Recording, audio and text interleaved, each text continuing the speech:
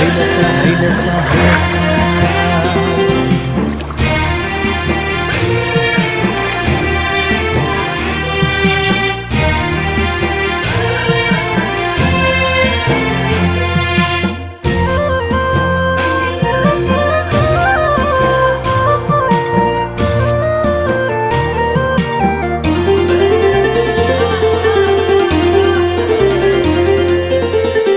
అదిగో అదిగో చూడు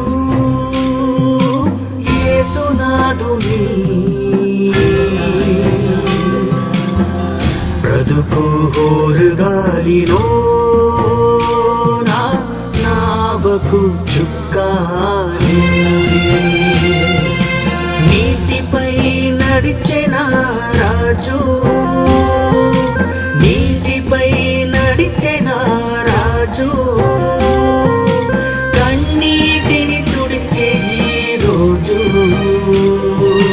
హైలస హైలస హైలస హైలస హైలస బ్రతుకు సందరాన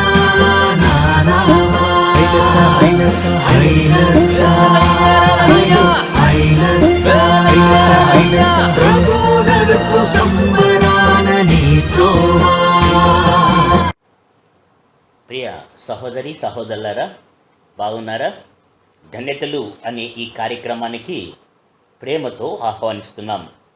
ప్రార్థనాపూర్వకంగా వినండి. ప్రార్థన. ప్రియ పరలోకపు తండ్రి, సమాధానపతి, నీకు స్తుతులు స్తోత్రములు చెల్లిస్తున్నాం.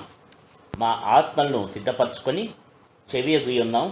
నీ వాక్యం చేత మా హృదయమును నింపండి. ప్రభు, నీ వాక్యపు బయల్పాటును మాకు అనుగ్రహించమని యేసుక్రీస్తు నామమున వేడుకుంటున్నాం తండ్రి. ఆమేన్. మత్తయి సువార్త 5వ అధ్యాయం 9వ వచనం. సమాధానపరచువారు ధన్యులు, వారు దేవుని కుమారులు అని అనబడుదురు. ప్రియులారా, సమాధానము అనగానే మనకు క్రీస్తు జనన సందర్భంలో జరిగిన సన్నివేశం మన కళ్ళెదుట కనబడుతుంది. లూకాసు వార్త 2వ అధ్యాయం 13-14 వచనములు. వెంటనే పరలోక సైన్య సమూహము ఆ దూతతో కూడియుండి, సర్వోన్నత స్థలములలో దేవునికి మహిమయు, ఆయనకు ఇష్టులైన మనుషులకు భూమి మీద సమాధానం కలుగునుగాక అని దేవుని స్తోత్రము చేయుచుండెను. దూతల సమూహము ఏమంటుందో వింటున్నారా? భూమి మీద తనకిష్టులైన వారికి సమాధానం కలుగునుగాక.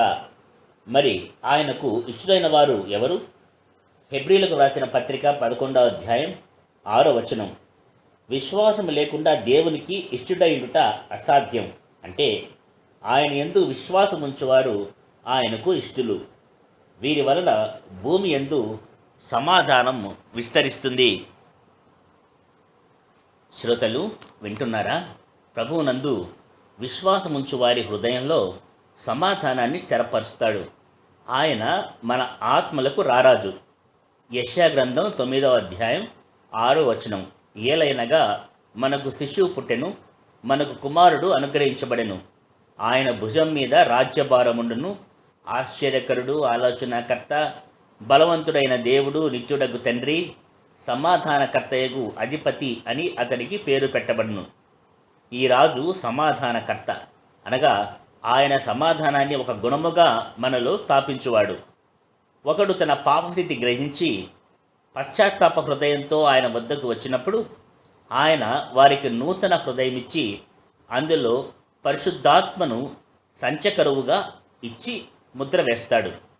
ఆయన పరిశుద్ధమైన ఆత్మ మన హృదయంలో విత్తబడి ఫలించేలాగా చేస్తాడు.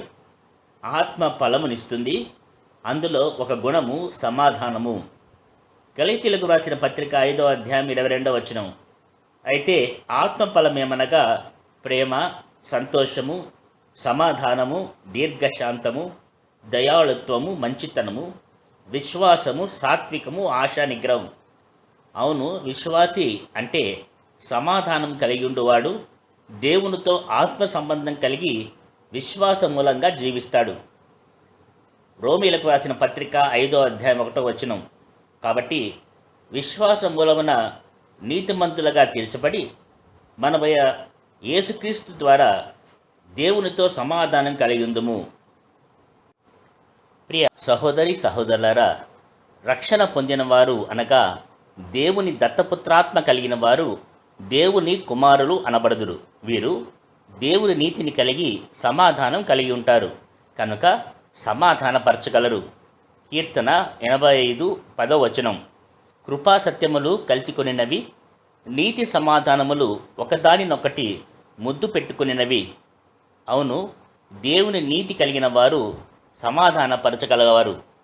యెషయా గ్రంథం 32:17 నీతి సమాధానములు కలగజేయును, నీతి వలన నిత్యమును నిమ్మలమును నిబ్బరము కలుగును. ప్రియులారా, దేవుని నీతి కలవారు మాత్రమే సమాధానపరచగలరు. లోకముందున్న జ్ఞానము సమాధానము తీసుకురాదు, పైగా అసమాధానమును అనగా వివాదములు రాజేస్తాయి.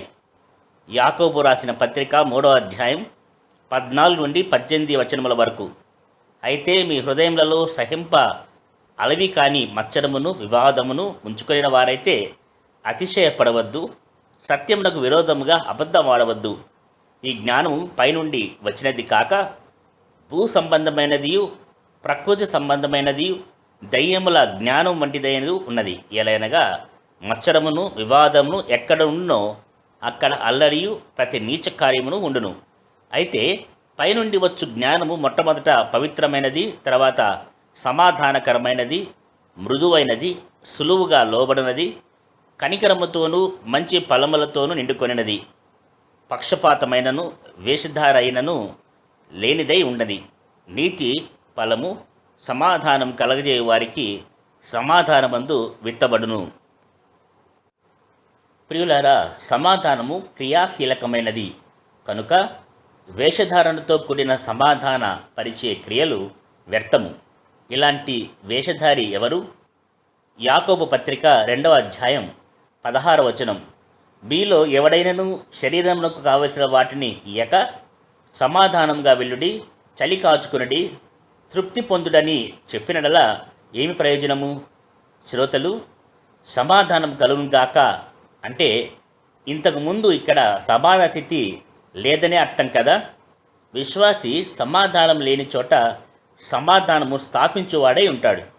1 పేతురు 3:11 అతడు కీడు నుండి తొలగి మేలు చేయవలెను, సమాధానమును వెదకి దాని వెంటాడవలయను. ప్రియులారా, సమాధానమును వెంటాడే ఈ ప్రయాణంలో ఎన్నో తొట్టుపాట్లు. దేవుడు తన పరిశుద్ధతలో పాలు పొందవలని మన మేలు కొరకు శిక్షిస్తాడు. ఈ శిక్ష క్రమశిక్షణే కానీ కక్ష కాదు. హెబ్రీయులకు రాసిన పత్రిక 12:11 మరియు ప్రస్తుతమందు సమస్త శిక్ష దుఃఖకరముగా కనబడునే కానీ సంతోషకరముగా కనబడదు. అయినను దాని యందు అభ్యాసం కలుగు వారికి అది నీతియును సమాధానకరమైన ఫలము ఇచ్చును.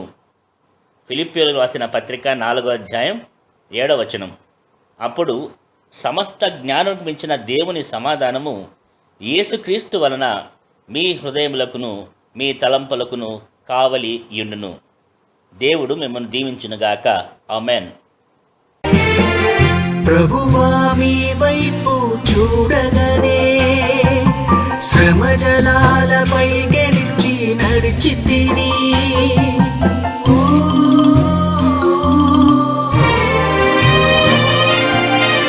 ప్రభువా మీ వైపు చూడగనే శ్రమ జలాలపై గెలిచి నడిచి తిని శోధన పెనుగాలికి వెరచి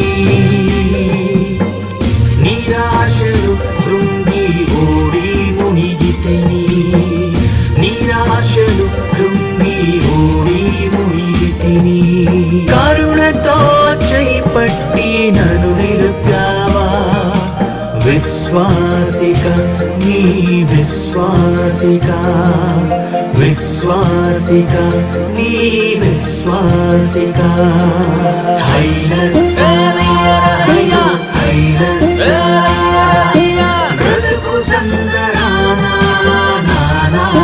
హైలస్సా హైలస్సా హైలస్సా హైలస్సా హైలస్సా